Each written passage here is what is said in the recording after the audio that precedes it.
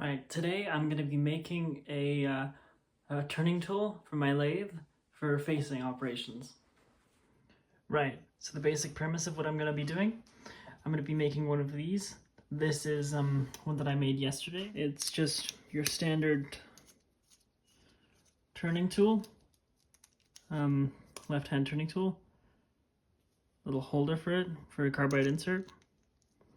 And I just bought the screw from my local tool supplier. And yeah, I'm going to be making a right-hand one today for other operations like facing and turning to right-hand shoulders. So let's get going. Right, we're going to start off over at the bandsaw. I've got this 1/2 inch by 1/2 inch square, cold rolled, like key stock type stuff, and I'm going to get it cut down to length.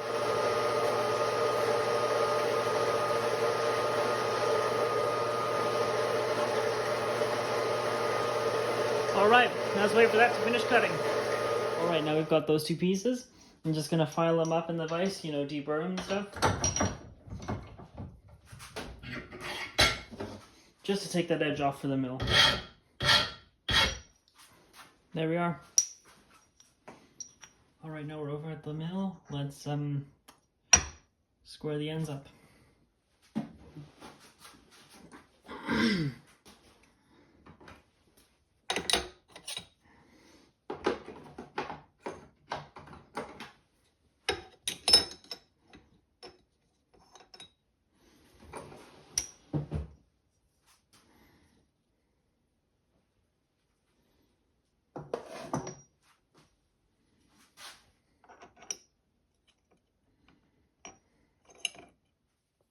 This is a copper bar that I melted with my dad, and something like this is very good for tapping stuff in, like getting stuff sitting on parallels in the mill, because it's so soft, it doesn't bounce apart as much. It's, yeah, something that I learned in the machine shop that I worked at. Okay, let's go.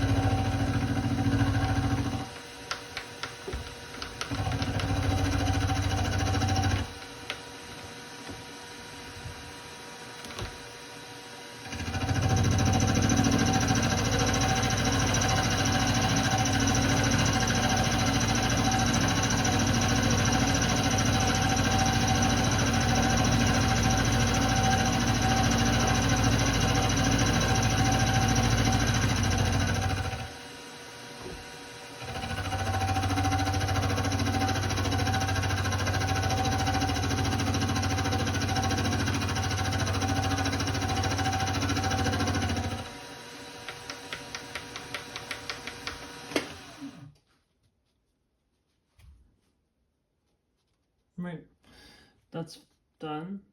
Now we're gonna flip it over and do the other side.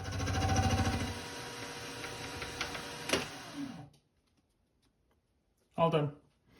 Now I'm gonna file that off, and then we are golden to start doing the important cuts. Alright, time for some layout. So this, what I did yesterday, and what I'm gonna do today is just scribble, like we just blew it up with a marker. I don't have any layout fluid, so this works perfectly. Give that a couple of seconds to dry. And then we're gonna put our insert on where we want it, so like that. So the corner of the insert is on the corner of the piece, and this edge is straight with the shank of the tool. So let's make those two cuts first. I apologize if you can't see this very well, but maybe you can see that better. Yeah. So now let's get to it. So the angles of these triangular inserts because they're equilateral. Because these are equilateral.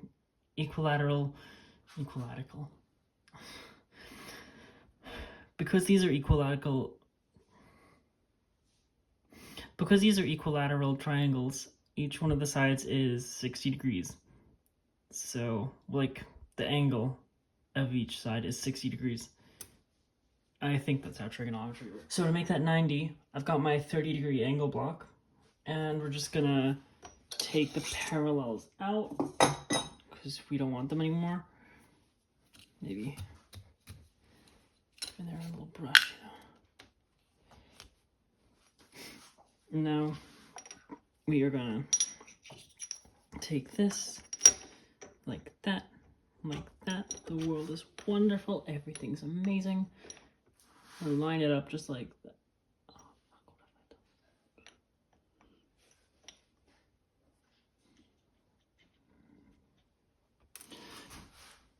That, I'm gonna take a chance. I think that's right. Just make sure that it's seated all the way, or at least most of the way. It's gonna matter if it's like half of an angle, half of a degree off. No, it's not. Not in my little world. Okay, so now you can see we've got it set up in the mill. We're gonna mill down to that line. So let's go. Yeah, that's recording nice. Not when that happens.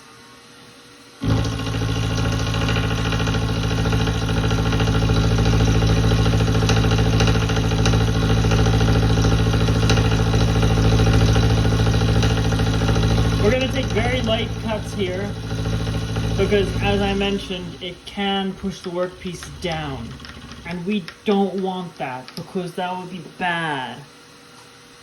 Just gonna... Yeah, we're still there. We are still there.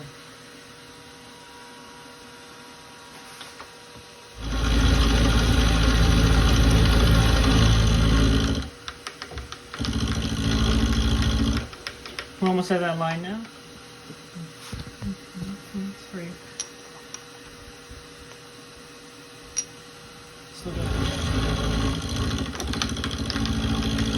So the objective here, what we're doing now, is to just establish that corner right there, and then we're golden. You can do a bunch of faffing and fine-tuning later on, and we just need that corner.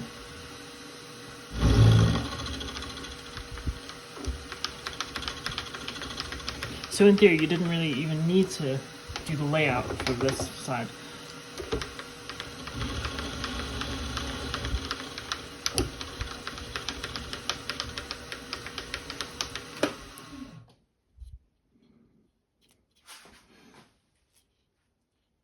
So that's a pretty good looking corner, isn't it? So yeah, there we go. Okay.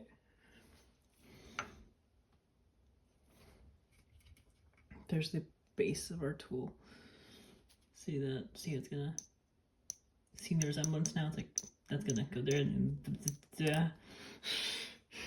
all right, my file is quick. Okay, now we're gonna put it in again, but this time at a different angle.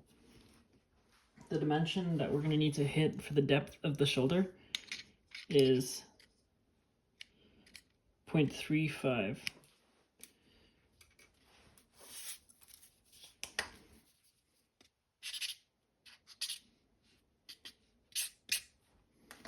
Let's get going then, shall we?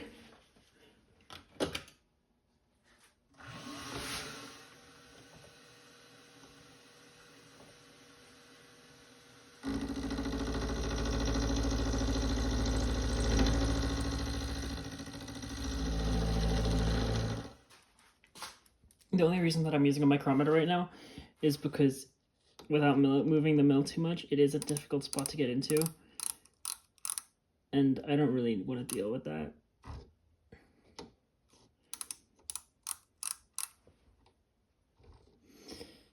Yeah, about 20 thou. This is when it gets stressful.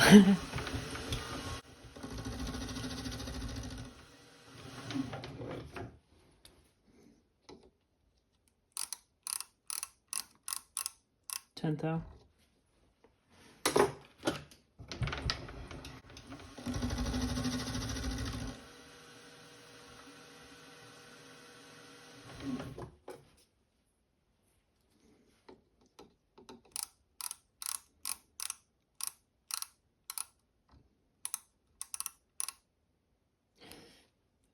5 thou.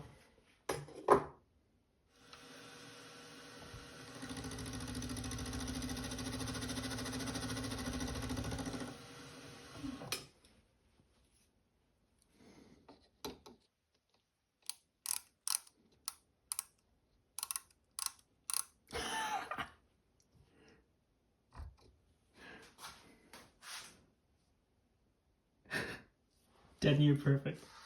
Right. All right, man, let's go. I love that.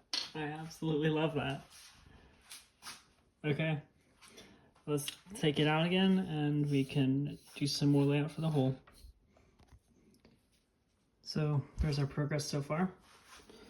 You can see how the insert's just gonna sit in there, yeah? It's looking good so far, isn't it? I think so. All right, so now we have this set up, and I'm actually gonna ignore the circle that I made with the scribe. I'm actually just gonna place this on there like that.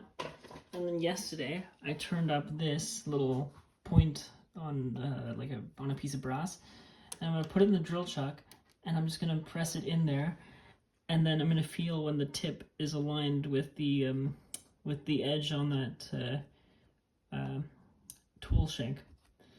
And then I just lock everything in position, take it out, and center drill, and tap. Yeah. Easy as 1, 2, 3 now. And we're gonna just be gentle, you know? Just be gentle with it. You don't need to be too difficult or too rough with it. Otherwise, like, you might damage something or shatter the insert or something. I don't know. But yeah, just feel it. Like, feel around, feel where it is. And remember that it is a triangle, so one move in one direction is gonna affect the other axis. Okay. Now, I'm gonna just center drill. But only the tip, like just a tiny, tiny bit of the center drill. Because otherwise, you'll drill too deep and it'll be too big of a hole.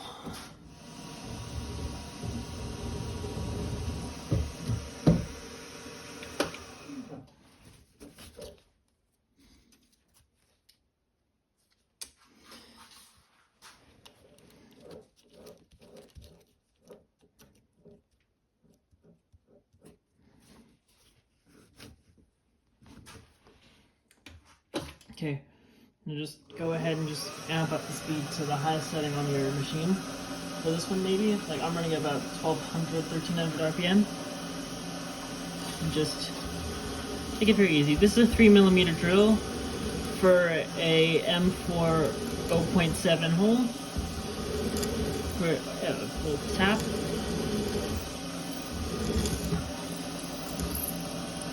Boom. Just like that, nice and easy, we're through. Then get your tap. Just grip it very, very lightly. The trick is to allow it to slide. It's just to start it. It's not to tap it, just to start it. I'm gonna run it very slow. Like barely going. Slow. Slow, slow, slow, slow. I'm just gonna slowly feed it in.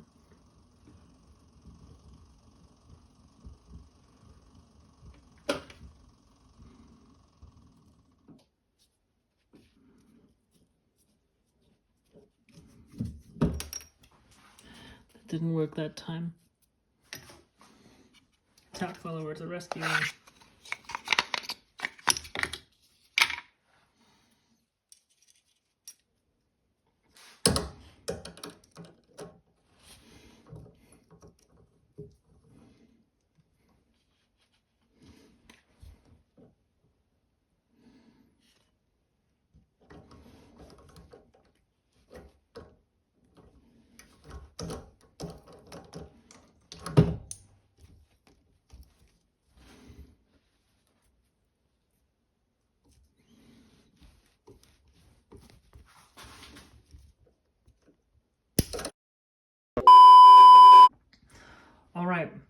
So it's the next day, and I went and made another one a few minutes ago, because this one, obviously you've seen the tap broke off in there, and there's no way to get that out, man. Really unfortunate when this happens, but it's part of the game, you know? This one, I did screw it up a little bit too. The shoulder is about 20 thou too deep, but a machinist scale is just about, well, it's practically the perfect size to make up that 20 thou. So what I'm going to do is I'm going to buy one, buy an extra one, you know, trim it down to length with the tool, and then that can be the shim for that tool. No harm in that. But yeah, so I'm still going to upload all the footage of the tap breaking and stuff, because, you know, it doesn't always go the way you want. Like, taps are going to break, drills are going to break, you know, things are going to be undersized, oversized. It's the thought that counts, you know? It's like, it's the fact that you tried that counts. So yeah, there's our new tool, and it's being joined in the collection. It's going to join the collection with the right-hand turning tool. I will say, for drilling it, I had to go out and buy a new tap, but for drilling it, use a 1/8 drill instead. It's I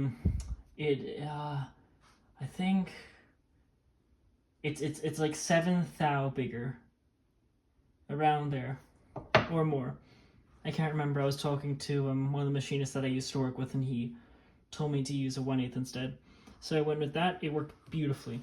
Just take it nice and slow when you're tapping. Don't bopper it up like I did. And yeah. I mean, if you want to, like, if you make one and you want to like tag me in a video, feel free to. Or even if you don't and you just want to take inspiration from this project, that's totally fine too. I will probably be making a boring bar in the future as well, so if you want to stick around for that, that's cool. But yeah, besides that, I hope everyone has a great rest of their day, and thanks for watching.